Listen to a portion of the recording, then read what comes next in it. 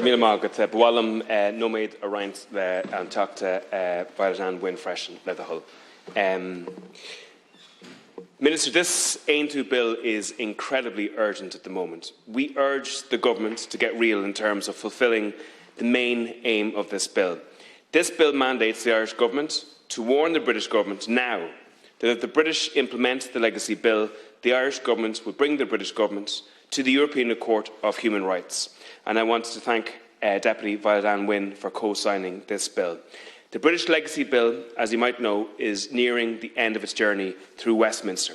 It is a devastating blow against the victims and survivors in the north of Ireland of British state violence. It is impossible to overstate the anger and the hurt and the heartbreak that this bill is causing. Many families have battled decades to achieve truth and justice for their loved ones, and now they're faced with a future that door to truth and justice is locked shut solid.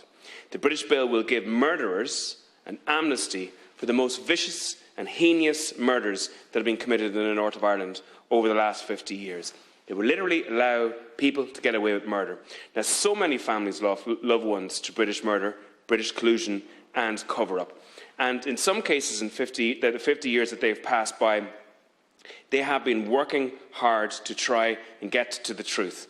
But this bill encodes into law the cover-up that happened at the time of this murder. This bill is the son and heir of the collusion and the cover-up that happened at the times of those murders.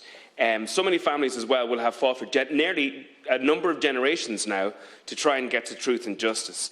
Some have shed blood, sweat and tears in their efforts to get to justice. Many of them are actually at inquest stage or investigation stage, or have their cases been investigated by the police ombudsman.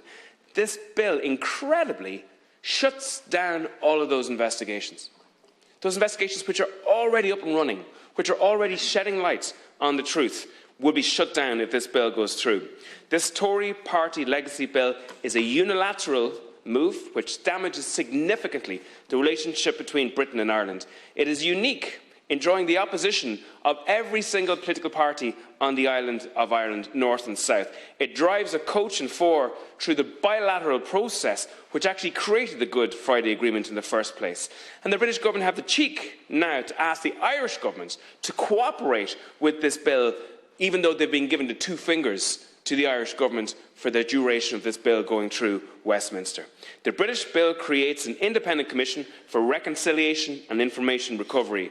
It's another example of the evolution of language in this society, which changes the words to mean nothing what they actually mean.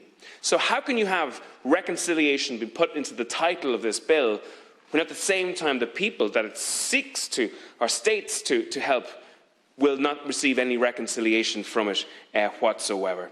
It deletes human rights. It is the antithesis of what a liberal democracy is. The foundation of a liberal democracy is the idea that you can achieve the truth and justice for violent crimes that have happened against you or your family. And this bill deletes that foundation. It's incredibly frustrating that we're allowing the British away with this. Now, I know that the government have said that they may bring the British government to the European Court of Human Rights if they proceed. That's not enough. And Deputy Feehan and myself were in Westminster just 2 weeks ago. Our friends in Westminster told us to play this card now.